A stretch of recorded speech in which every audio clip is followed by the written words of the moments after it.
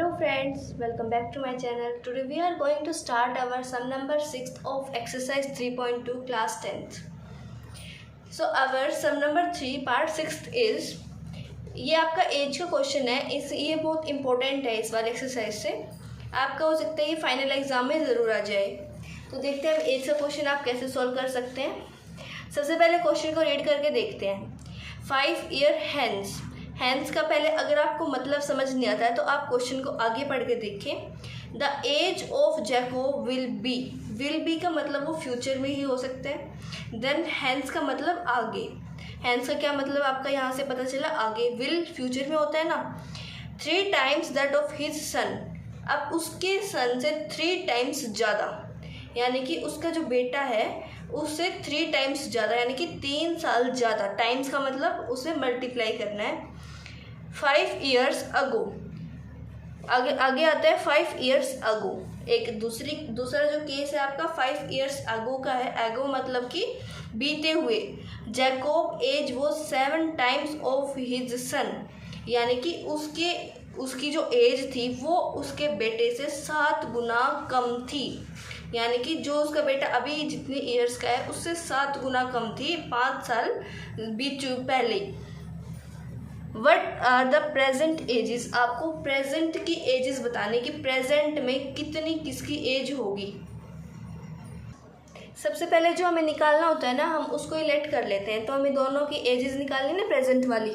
तो हम एक काम करते हैं, दोनों की प्रेजेंट एज को लेट कर लेते हैं. तो सबसे पहले let the present age of Jacob एक उसका बेटा है.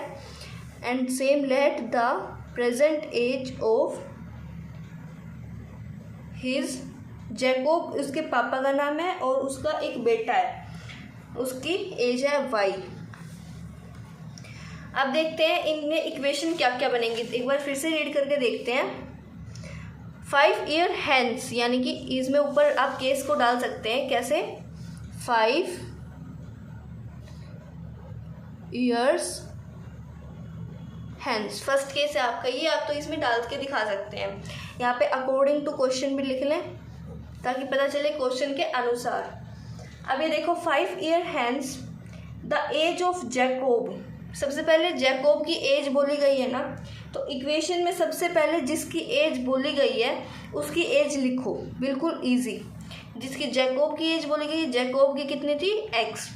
5 ईयर हैंस बोला है, देन इसमें 5 प्लस कर दो. Will be 3 times that of his सन. उसके बेटे की 3 गुना ज़्यादा होगी. यानी कि अब उसके बेटे के बारे में बोला गया है, बेटे की 3 गुना ज़्यादा होगी ना. एंड y इसके साथ था, y इसकी सन की प्रेजेंट एज थी, इससे 3 गुना ज़्यादा होगी. प्लस कितना करना था आपको? 5, क्योंकि 5 साल आगे उसकी भी तो एज बढ़ेगी, या फिर उसकी एज उतनी की उतनी रह जाएगी. नहीं, अगर आप अभी 15 ईयर्स के हैं तो आपकी एज भी तो बढ़ेगी. 5 साल आगे 20 साल के हो जाओगे. तो वही सेम आपने इसमें प्रोसीजर करना है. इसमें अगर 5 प्लस करा तो आप इसमें भी करोगे. और जिसके बारे में जो भी कुछ प्लस माइनस जो भी करना होता है ना, हमें इक्वल्स टू के इस तरफ करना होता है, यानी कि RHS में करना होता है. अब करते बिल्कुल सिंपली सॉल्व होगी इक्वेशन.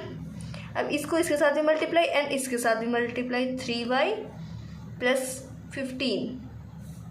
अब जो वेरिएबल्स वाले हैं वो एक तरफ कर लो और जो नॉन वेरिएबल्स हैं, कॉन्स्टेंट टर्म्स है, वो एक तरफ कर लो.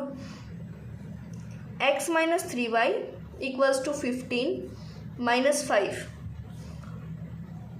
x minus 3y equals to 15 में से अगर आप 5 को माइनस करते हैं देन आंसर आता है 10. ये आपकी इक्वेशन नंबर 1. आते हैं नेक्स्ट वाली इक्वेशन पे, जिसमें कि केस 2 है. केस जो आपका सेकंड है, 5 ईयर्स एगो. एगो का मतलब 5 साल बीत चुके हैं. 5 साल बीत चुके हैं मतलब कि पहले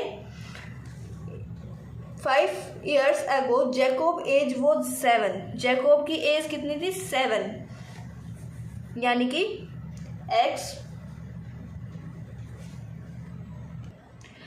5 ईयर्स एगो में मतलब कि आपको माइनस करना होगा 5 साल पहले. 5 साल पहले में आप माइनस करेंगे. अगर मैं आपसे पूछूँ आपकी 5 साल पहले एज कितनी थी तो आप कितना बोलेंगे? 10. अब आप 20 तो नहीं बोलेंगे क्योंकि आपको एगो में क्या करना होता है, माइनस करना होता है। तो आते हैं माइनस करेंगे इसमें 5 ईयर्स एगो यानी कि एक्स पहले लिखो, जैकोब का नाम पहले लिया गया है तो एक्स लिखो, -5 करो एंड इक्वल्स टू ऐसे डाल दो। अब आगे क्या बोला है, 5 years ago Jacob age was 7 times that of his son. अब सन की बात आई है, पहले यहाँ पे वाई लिखो, सन की बात आती है वाई लिखने, और इनटू में 7 कर दो और -5 क्योंकि इसकी भी एज कम थी उस टाइम पे। अब इसको सेम वही करो, x -5 एंड इसको इसके साथ में मल्टीप्लाई और इसको इसके साथ में मल्टीप्लाई। अब देखो 7y -7 5 35 x -7y equals to -35 + 5। Sign बढ़ेगा होगा, plus minus minus and sign जो होगा बढ़ेगा। अब यहाँ पे आता है 30 -30 आपका यहाँ पे आंसर आ गया। अब दोनों इक्वेशन आपकी आ गई है। अब मैं आपको ये दोनों मेथड से करके दिखाऊं क्योंकि आपका जो एक्सरसाइज 3.3 है इसमें आपको एलिमिनेशन मेथड का यूज़ करना है। अगर हमें एलिमिनेशन मेथड पहले से ही समझ आ गया तो हम उसमें इजीली कर पाएंगे। तो दोनों के दोनों मेथड से मैं आपको करके दिखाऊंगी। सबसे पहले सब्स्टिट्यूशन मेथड से करते हैं। बाय यूजिंग सब्स्टिट्यूशन मेथड, आप इसको मेंशन करते हैं। अगर आप दोनों मेथड से करना चाहते हैं तो अगर आप एक से करेंगे तो भी आप मेंशन कर दें ताकि एग्जामिनर को इजीली पता चल जाए कि आप कौन से मेथड का यूज़ कर रहे हैं। तो सब्स्टिट्यूशन मेथड में आपको पता है कि सबसे पहले एक इक्वेशन में सब्स्टिट्यूट करते हैं और दूसरी वाली इक्वेशन में पुट करते हैं। तो मैं इस वाली इक्वेशन से x को सब्स्टिट्यूट कर लेती हूँ। Then x equals to 10 + 3y। ये हमारी x की जो हमने वैल्यू को मानना है यानी कि लेट किया है वो एक तरह से लेटिंग वैल्यू है ये हमारी, और इस वाली वैल्यू को अब हम इसमें पुट करते हैं ताकि हमारे पास x की एंड y की दोनों की वैल्यू एक साथ आ जाए। अब इस वाली इक्वेशन में पुट करूँगी x की वैल्यू, यानी जहाँ जहाँ x है वहाँ वहाँ इसकी वैल्यू जो भी आपकी आई है। आई होप आपको इतना समझ आया होगा। 10 and then plus minus minus और साइन बढ़ेगा, -4y इक्वल्स टू -30। आते हैं इसके आगे सॉल्व करती हूँ। अभी देखो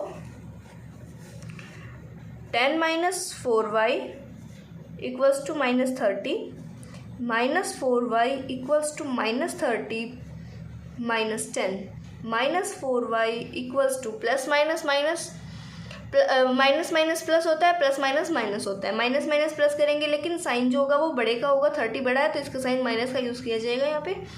एंड 40 माइनस से minus cancel and y equals to 40/4। Then y की वैल्यू आ गई हमारी 10, यानी कि y कौन था, उसका बेटा। आप इतना ध्यान रखना कि जो भी बेटा है उसकी एज छोटी आएगी अपने पापा की एज से, यानी कि जैकोब की एज बड़ी होगी, इसकी बेटे की एज छोटी होगी। ये तो एक सीधी सादी बात है कि पापा की एज बड़ी होती है, उसके बेटे की एज छोटी होती है। अब y की एज जो हमारी वो 10 आई है। अब देखते हैं x की वैल्यू निकाल के। x इक्वल्स टू 10 + 3y था, then x equals to 10 + 3 × 10, x equals to 10 + 30 and then x equals to 40। x की वैल्यू 40 आ गई। अगर आपका आ रहा है कि x की वैल्यू छोटी आ रही है और y की वैल्यू बड़ी आ रही है तो आप ही कहीं ना कहीं क्वेश्चन में मिस्टेक आपने कर दी है, जो कि आपको ध्यान से देखना होगा। अभी देखो मैं आपको मिस्टेक बताती हूँ क्या कर सकते हैं आप जब आपकी दोनों वैल्यू एक उल्टी सीधी आ जाए। तो आपने मिस्टेक जो मेनली की होगी ना वो यहाँ पे की होगी कि जो आपने मल्टीप्लाई किसी के साथ कुछ कर दिया और किसी के साथ कुछ कर दिया। किसी में मैं आपको सिंपल तरीके से बताती हूँ। देखो अगर आपको ऐसे करना है कि आपका गलत भी ना हो और बिल्कुल सही आंसर आ जाए, बिल्कुल थोड़े से सेकंड में आ जाएगा आंसर, बिल्कुल ध्यान से समझना। जो भी पहले बोला गया यानी कि क्वेश्चन में जैकोब का नाम पहले था तो पहले आप जैकोब को जो भी आपने वेरिएबल पुट लेट किया वो एक्स लेट किया तो आप एक्स रख लें। देन प्लस 5 ईयर हैंस बोलना था तो पहले कुछ मत करना प्लस वगैरह, तो एक्स और उसके बाद उसके बेटे का नाम लिया तो y, x equals to y. Simple आप ऐसे रखो x equals to Y.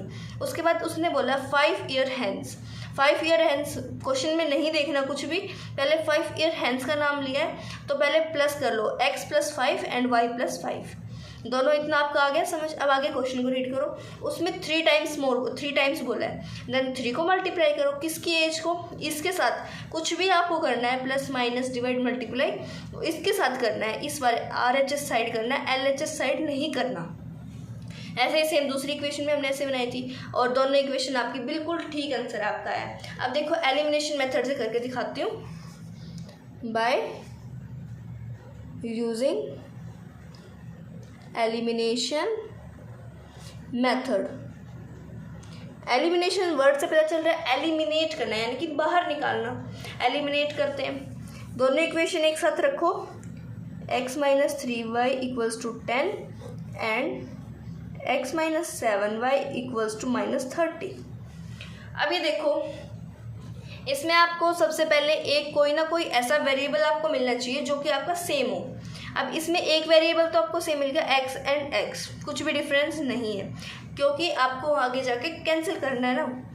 Then x minus 3y equals to 10, simple ऐसे लिखो, x minus 7y equals to minus 30। अभी देखो दोनों सेम है तो पहले साइन चेंज करो, अगर ये वाला प्लस का तो इधर माइनस का जाएगा, ये माइनस का इधर प्लस का बन जाएगा, ये माइनस का इधर प्लस का बन जाएगा।